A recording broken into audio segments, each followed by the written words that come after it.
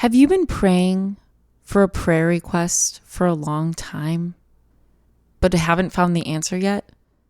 Do you feel hopeless in your situation? Maybe consider turning to this person. This is Truth Pop. This is Truth Pop with Jake and Cathy. This is Truth Pop, giving you a Catholic take on faith and culture. I'm Jake. And I'm Cathy. Thank you so much for listening and also hitting that subscribe button. Please subscribe and share Truth Pop with your friends and family. Would also really appreciate a review of the podcast and give us your feedback. This episode, we're going to be talking about an experience that we had this past Monday, being able to see the relics of St. Jude. It was a really amazing experience, actually. We were able to go and venerate that relic. I learned that if you touch anything to the glass in which the relic was contained, which it was a piece of bone of his arm, the object that you touch to the glass would become a third class relic. And I even learned that even if you have a bag of multiple items, you can just touch the bag to the glass and all the items become third class relics. So I was so excited. I'm like, okay, I got to get everything. I got to get my rosary, my scapular. I got to get my wedding ring. You got some third class relics? Yeah, I had a St. Jude statue and a candle in which your mom had given to us the day before. So I just had a bunch of things. And so I'm like, I want all these things to become third class relics. And so it was just such a really cool experience. I only had 10 seconds to venerate the relic. Yeah, they kept it moving along. Yeah, it was a long line, so they wanted it to keep moving. But afterwards, I called you and I was like, if you bring a bag, you can put any item you want and make it a third class relic. So yeah, it was really cool. We were both able to go then after you got out of work, and they had a mass at 7:00. So we were able to go together and pray in front of St. Jude's relic. I mean, I kind of made it look like I was clearing out my office. My coworkers are probably, but I'm like, nope, just trying to get some third class relics together. It was super cool. But the St. Jude relic is going on tour throughout North America. A lot of dates, a lot of locations. So we're going to be posting a link to all of the church locations in case it might be coming to your area. This is just such an amazing opportunity for you to encounter a disciple of Jesus. Like St. Jude, you may not know a lot about him. We'll talk more about him later on in this episode, but he literally was an apostle of Jesus and is considered to have been a cousin of Jesus. But first, we want to talk a little bit about what's a relic, what's behind this idea, and is it actually scriptural? Actually, in the Bible, there are references to relics. So in 2 Kings chapter 13, verses 20 to 21, the corpse of a man touched the bones of the prophet Elisha, and the man came back to life and rose to his feet.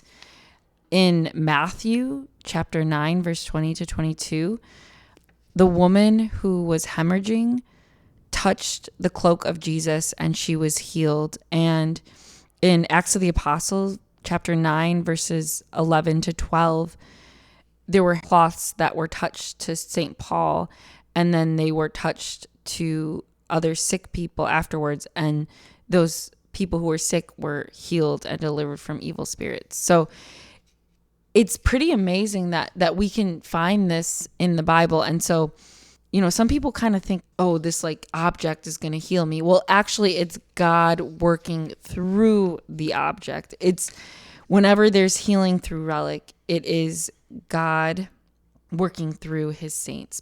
And it really kind of shows the importance of the physical body, the material body, right? So we as Catholics, we're not Gnostics. We don't say it's only about the spirit, right? So I think that's the beauty of our faith, is that there's holiness in the ordinary. Absolutely, yeah. And I mentioned before how we were able to get third class relics. Well, I want to explain a little bit about what that means. Like, what's a first class relic, what's a second class relic, and what's a third class relic. So a first class relic is either the whole body or parts of the body of the saint. Second class relics are something that the saint owned personally, like such as like an article of clothing or a book. And third class relics are items that have been touched by a first or second or even third class relic of a saint.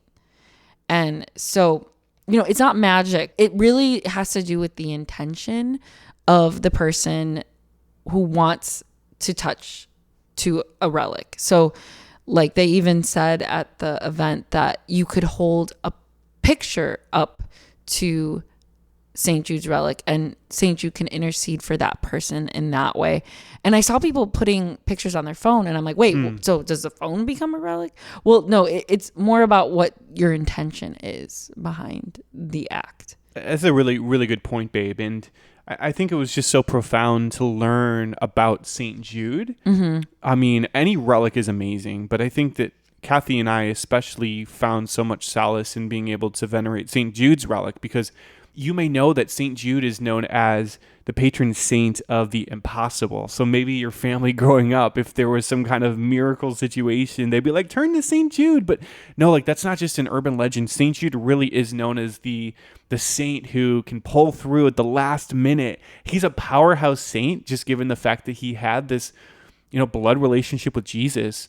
So actually, St. Jude's mom was St. Mary of Clopas, who is thought to be a blood relative of Mary. St. Mary of Clopas was actually one of the Marys who was present with, Mary, the mother of Jesus, and Mary Magdalene at the foot of the cross. So Mary had this close relationship with Mary of Clopas, and it's believed that her son was St. Jude, which again would make Jesus a cousin of St. Jude. He also goes by the name Thaddeus. So if you read in the Gospels, you hear that name Thaddeus. That's the same person. He's often depicted with like a flame on top of his head. And that, of course, is in reference to St. Jude being there during Pentecost and having received the Holy Spirit. So he was encountering all of these things that the other apostles did. And yet it often seems like we don't hear a lot about St. Jude. Like he doesn't get a lot of credit. Mm-hmm. And Father Carlos Martins is the guy who's in charge of this apostolate of taking the St. Jude relic around North America. He gave this great homily when we went, and he explained that St. Jude literally fell out of favor, I think like a little after the Middle Ages, where people would turn to him all the time, but at a certain point, they stopped praying to St. Jude because people got scared that their prayers would accidentally go to Judas, the apostle who betrayed Jesus. Because St. Jude's full name is considered Judas, right? Right. But of course we call him St. Jude, and possibly even the Beatles made reference. I don't know. That's another story for another day. But this is so cool that people began to realize, hey, this saint really pulls through. Like he actually is answering these impossible situations. And legend has it too that the king of Edessa at the time of in Jesus's day, King Abgar, he wrote to Jesus hearing about Jesus's miraculous healing. And I don't believe he wasn't a follower of Jesus. He just heard that, hey, this guy's doing things. He wrote to Jesus, and Jesus responded back by saying, I can't, I have to do the Father's will, I must go. But legend has it that Jesus actually sent St. Jude in his place. And Jesus actually handed St. Jude a piece of his own cloth. He gave it to St. Jude to give to this king. And Jesus had actually pressed his face on this cloth. And so King Abgar was able to receive this cloth, and that brought about a miracle of his own. I think he was struggling with a serious illness. And so it's really believed that Jesus sent St. Jude to bring about this miraculous occasion. And actually it's known that Jesus told St. Bridget of Sweden to ask for St. Jude's intercession. So yeah, St. Jude is a powerful saint. So if you are praying for a miracle, it feels impossible, it feels like it's not going to get answered, miracle stories are already coming in from this event. In fact, Father Carlos Martin shared in the homily that the guy who was doing the printing for this event and helping Father Carlos, the printer's wife had this paralysis for over 20 years where she couldn't get out of bed. She couldn't live life. And the priest offered to lift up this printer's wife to St. Jude at the start of this event, coming to find out that the wife got out of bed, was running around the house, cooking dinner. And this, again, for 20 years, she wasn't able to do anything. But because of St. Jude coming to her intercession, that's just one of countless miracle stories. And Cathy and I ourselves are really praying for a miracle to conceive a child. And doctors have told us that it would be an impossible situation to conceive on our own. So we've brought these really personal, important intentions to St. Jude and, asking him to pull through for us too. So you heard about Danny Thomas, the guy who was, on, I think he was like Make Room for Daddy. He was a popular TV actor and also founder of St. Jude Children's Medical Hospital. And he was in a financial problem way back when. And Danny Thomas asked St. Jude for financial help. And he said, if you help me, St. Jude, I will build a shrine in your honor.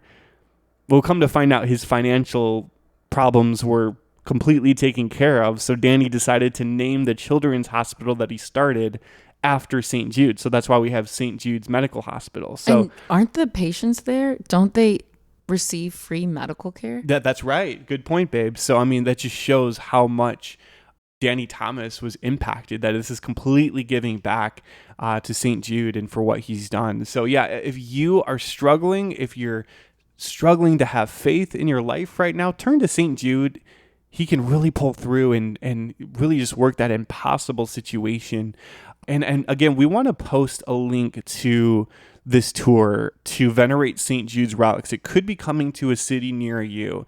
This is an amazing opportunity for you to venerate his relic and to possibly receive that miracle. So we're going to go ahead and post a link to all of the cities this is going to be going through. We'll have it up on our Facebook page. So just search for Truth Pop and you can get all the dates there. And St. Jude is known as the patron of the impossible. And as you mentioned, Jake, we took our intentions to St. Jude and we are praying for a miracle, for that impossible situation that we have. And I do struggle a lot with my faith, and hoping that maybe St. Jude is the one who's supposed to intercede for us, but maybe he's not. And that scares me a little bit because I want it so much. Like I pray so much for this and I believe God can do that. I believe God can do all things, but it's hard to know, like, should we have faith? Should we have hope? Should we get our hopes up? Should we protect our feelings? It's a difficult situation. It is. So like, if you do have an intention, like, definitely take it to St. Jude and pray for his intercession. But I understand that fear because I have that too. And I have that hope, but it's scary because God's will is a mystery. And I just decided today, like, I want to wait for God's time, that I'm going to stop controlling and manipulating God's will. I want God's will to be done in my life, no matter what it is, no matter if we do receive a miracle or if we don't, because I know that whatever happens, he's in control. This is Truth Pop.